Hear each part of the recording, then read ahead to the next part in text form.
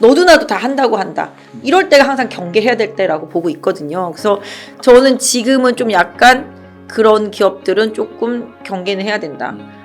2차 전지 섹터 전반이 안 좋다라고 말씀드린 건 아니에요. 당연히 이쪽은 좋아질 섹터고 당연히 좋아질 수밖에 없는 섹터지만 그 좋다라는 거의 기준이 어디 있느냐를 좀. 요즘에 하도 2차 전지 관심이 많으셔가지고 2차 전지 조금 질문을 드려보면은, 그러니까 2차 전지에 대해서 기대를 많이 갖고 계신 분들은 2차 전지는 펀더멘탈적으로 돈을 실제로 벌고 다른 섹터와 다르다. 특히 로봇과 인공지능과는 비할 바가 아니다. 바이오도 아니고. 네네. 그래서 앞으로 뭐 계약도 3년 동안 다 맺어져 있고 갈 거다. 그런 주장에 대해서는 좀 어떻게 생각하시나요?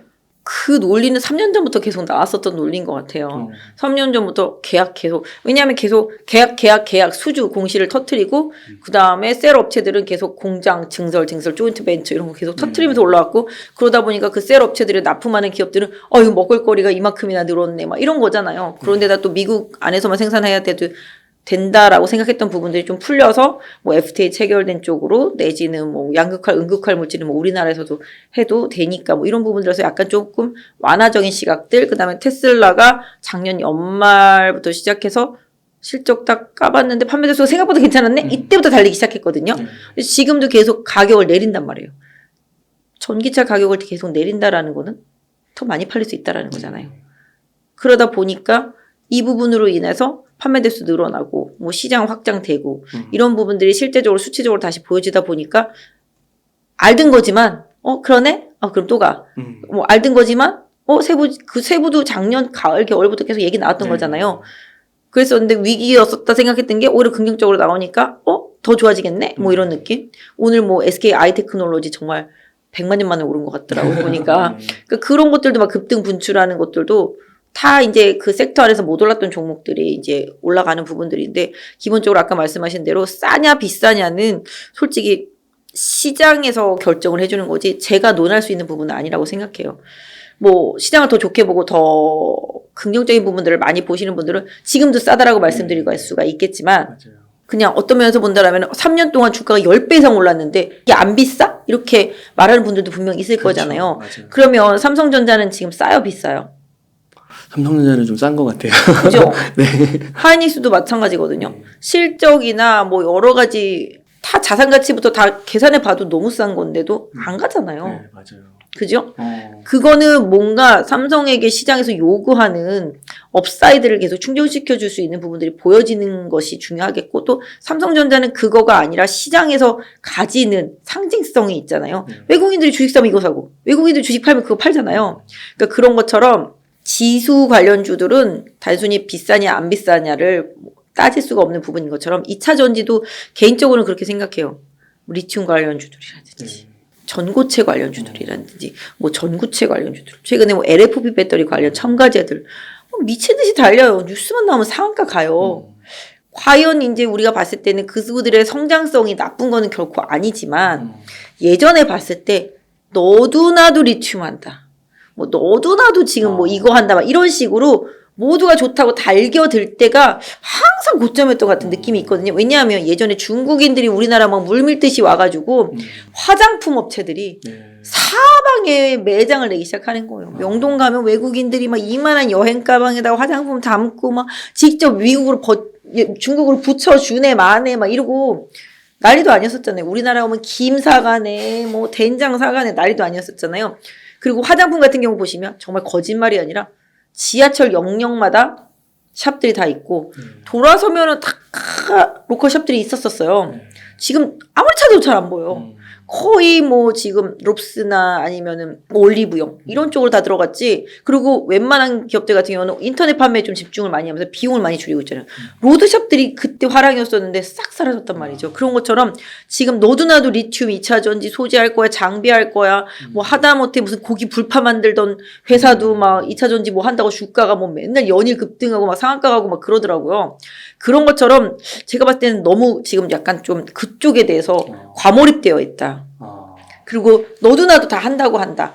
이럴 때가 항상 경계해야 될 때라고 보고 있거든요. 그래서 그 기업들이 실제 그걸 해서 실적이 창출이 되고 그게 나중에 주가에 기여를 하는 그 시점이 언제일지 모르겠으나 좀 많이 과한 거는 뭐 댓글이 뭐 100만 개 이상 달릴 수도 있겠습니다만 저는 지금은 좀 약간 그런 기업들은 조금 경계는 해야 된다.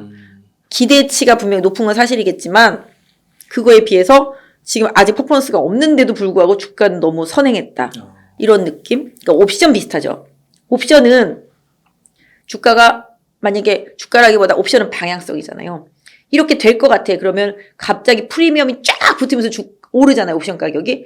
그랬다가 그게 실현이 되는 순간, 현실이 되는 순간부터 프리미엄 쫙 빠져버리면서 다시 돌아오거든요. 네. 그러니까 지금 제가 봤을 때는 지금의 2차전지 소부장들 내에서 급등한 개별주들 같은 경우는 그런 옵션 같은 느낌?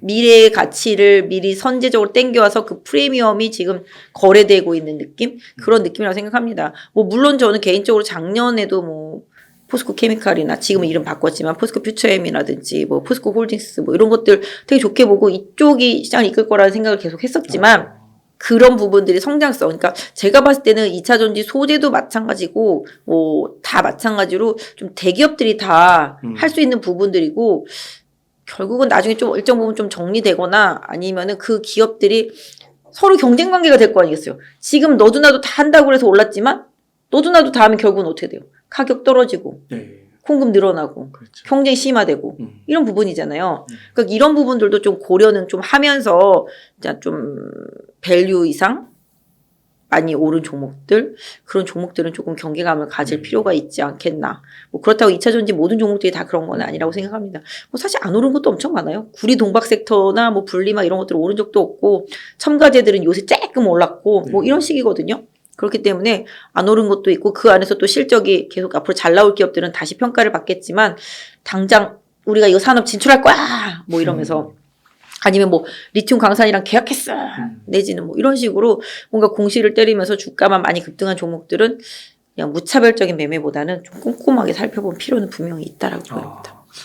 네. 요즘에 진짜 2차전지에 대해서 조금 안 좋은 얘기하면은 안 좋은 댓글들이 많이 달리긴 하더라고요. 네, 인기 댓글 얻으려면은 2차전지를 안 좋게 얘기하면은 밑에 댓글 100개는 달린다고 그러더라고요. 근데 이렇게 솔직하게 말씀해 주셔서 감사합니다.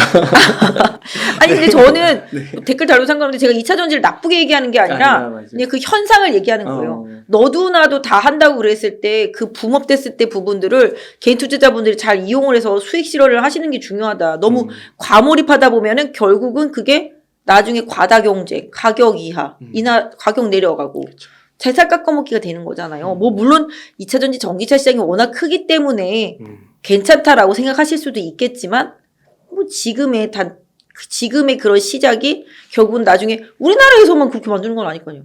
다른 나라들도 다 하겠다고 난리칠 거 아니겠어요. 미국 내에서도 다 하겠다고 난리칠 거 아니겠어요.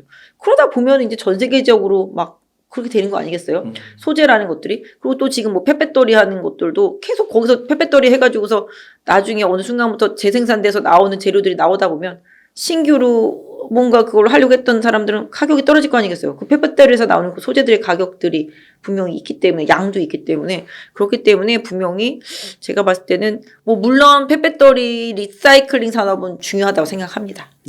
왜냐면 소재라는 게 무궁무진한 건 아니기 때문에. 그래서 리사이클링 산업 같은 경우는 분명히 실적이 꽂히고 뭐 기업의 가치를 평가받으면서 물론 셀 사업과 뭐 전기차 사업과 동행하는 구조가 될 거라고 보고 있지만 아까 말씀드린 대로 무분별하게 뭐 전고체 리튬 뭐 이런 쪽으로 해서 너무 아까 제가 말씀드린 좋은 회사가 그런 게 아니라 나도 할래 너도 할래 뭐 이런 식으로 막 공시 내면서 주가가 막 오른 기업들 실질적으로 향후에 실적이 어떻게 찍힐지 모르기 때문에 그런 것들을 좀 경계하라고 말씀을 드리는 거지 2차전지 섹터 전반이 안 좋다라고 말씀드리는 건 아니에요. 당연히 이쪽은 좋아질 섹터고 당연히 좋아질 수밖에 없는 섹터지만 그 좋다라는 거의 기준이 어디 있느냐를 좀 생각해 볼 필요는 있겠고 그런 거죠. 왜냐하면 이런 상황 속에서 나중에 또 부실 기업들 같은 경우도 항상 그런 경우도 많았었잖아요.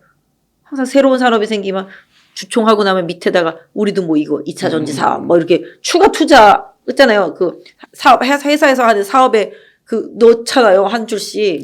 그러니까 그러다 보면은 뭐 전 세계에 있는 모든 기업들이 다 그걸 하려고 들 수도 있잖아요. 그러니까 이런 부분들에 대한 경계를 좀 말씀드리는 거죠. 그러니까 터무니없는 그런 기업들을 좀 경계하시라는 거지.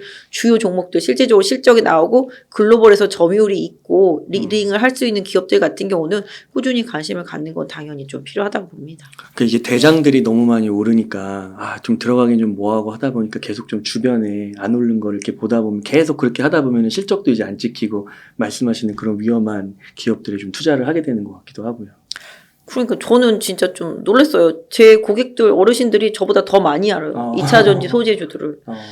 저한테 자이글을 좀 사야 되겠대요. 자이글이요? 네. 처음 들어봤는데. 그래서 내가 자이글? 그 고기 굽는 거 그 불판 만드는 회사 아니에요? 그랬더니 아니래. 뭐 2차전지 뭐 한대. 그래서 사야 된다고 그러는데 내가 그래서 그래요? 그래서 안 사줬는데 엄청 급등을 하는 거예요. 그러니까 그거 사자고 그랬는데 안 사줬다고 엄청 혼났지 할머니한테. 그러니까 그런 식이에요. 그러니까 솔직히 뭐 제가 그 회사를 폄하하고자 하는 얘기가 아니라 또 그 주식을 갖고 있는 분들을 뭐 잘못 샀다고 뭐라고 하는 게 아니라 제가 좀 정말 생각지도 못한 기업이 생각지도 못한 걸 한다 그러니까 저도 깜짝 놀랐어요. 그렇구나. 그러면 혹시 많이 언급은 해주셨을 것 같긴 한데 2차전지 가운데서 좀 장기적으로 봤을 때 여기는 좀 세계에서 수익권을 다툴 만한 경쟁력을 갖고 있다 그렇게 생각하시는 기업이 있으실까요? 셀은 당연히 뭐 우리나라 기업들이 영향이 분명히 있고요. 네. 저는 뭐 항상 말씀드리지만 포스코 그룹이 상당히 중요한 그런 새로운 에너지원에 대한 그런 부분에 있어서는 되게 중요하게 보여져요. 그리고 기업의 색깔도 많이 바뀌고 있고 그렇기 때문에 포스코 그룹주들은 계속 좀 꾸준히 보는 게 좋겠고 당연히 뭐 LG 에너지 솔루션과 관련되어 있는 그 밑에 단에 있는 밸류 체인에 있는 업체들도 당연히 중요하겠습니다만은 뭐 포스코 그룹주도 코스모 그룹주들도 마찬가지가 되겠죠. 그래서 코스모 화학 그룹주도 코스모 신소재도 마찬가지잖아요. 이런 펫배터리라든지 소재 쪽들 하는 기업들 쪽. 그러니까 지금의 리딩력을 가지고 있는 주도주들은 뭐 물론 당연히 좀 중요하다고 생각을 합니다. 그래서 좀 하시더라도 조금 좋은 종목들 그런 쪽들 쪽으로 나중에 좀 압축하는 전략이 계속적으로 좀 필요하지 않을까 싶어요. 에코프로랑 에코프로 BM 거기는 막 검찰 수사도 있고 막 그랬잖아요. 네네. 그런 것들은 에코프로도 좀 경쟁력이 있다고 보시나요? 근데 에코프로는 사실 뭐 자회사 상장에 대한 기대감이라든지 뭐 그다음 자회사야 좋은 회사들이 많이 있으니까 뭐 에코프로 머티리얼이라든지 에코프로 CMG라든지 좋은 기업들이 많으니까 당연히 부각되는 게 맞다라고 생각을 했었는데 그 생각을 할 때는 12만 원이었었는데 지금은 벌써 2배 됐죠. 네? 4배 넘습니다. 에코프로 네 4배 넘습니다. 그래서 그런 부분들 생각하면 좀 뭐랄까 좀 너무 달렸다 뭐 이런 느낌 지울 수 없어요. 왜냐하면 이 회사 같은 경우도 지금 MSCI 지수 편입 기대감 때문에 분명히 오른 것도 있고요. 공매도와 쇼커버가 만들어낸 정말 기이한 현상이라고도 볼 수 있기 때문에 그런 부분들 제가 오늘도 저희 지점에서 직원들한테 지금의 2차전지 조정은 진짜냐 잠깐 스쳐가는 거냐 물어봤는데 아무도 대답을 안 해요. 말할 수 없대 그거. 왜냐하면 예상이 다 틀리니까. 그러니까요. 막 한 8, 9% 떨어졌다 그 다음날 또 가고 막 이러더라고요. 이번에 진짜 조정인가? 아니야. 이번에 진짜 조정인가? 또 아니야. 뭐 모건 같은 경우는 지금 에코프로빈 공매도 쳐놓고서 뭐 매도 리포트를 뭐 내고도 중립으로 내리는 리포트였었나요? 너무 비싸다 고평가 리포트. 40% 떨어져야 된다고. 뭐 그런 식으로 리포트를 내잖아요. 그 놈들 나쁜 놈들이긴 하죠. 공매도 쳐놓고 그러니까. 어떻게 포지션을 정해놓고 그렇게. 어떤 면에서 보면은 진짜. 개인 투자자분들이 이번에 참교육을 시켜줬다 생각도 돼요. 공매도 세력들. 작년 내내 공매도들이 완전히 시장을 압박했었잖아요. 근데 올해는 뭐 개인 투자자뿐만 아니라 뭐 기타 등등 해서 그 공매도들한테 정말 쓴맛을 보여줬잖아요. 니네들 진짜 시장에서 공매도 치면은 이렇게 된다. 뭐 이런 느낌? 뭐 또 유튜브에서 그 선봉장 역할을 하는 아저씨가 한 분 계시긴 하지만, 네.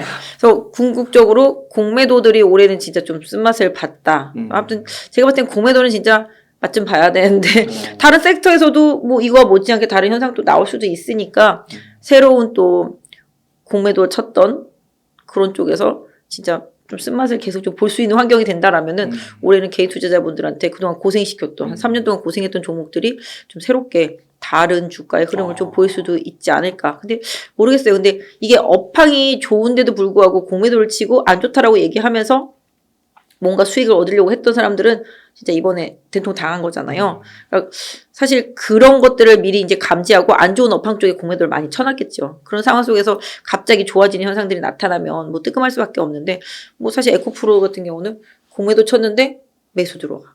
그럼 어쩔 수 없이 쇼커버링해. 또 주가가 올랐네? 그럼 또 여기서 공매도 쳤던 사람 또 쇼커버링 들어가. 그럼 또 손실 났네? 또 쇼커버링 들어가. 왜 또 손실 났네? 쇼커버링. 이거잖아요, 지금 주가가. 그래서 이게 비싸냐 안 비싸냐를 논할 수는 없지만 그냥 지금은 좀 상징적인 종목이 됐다.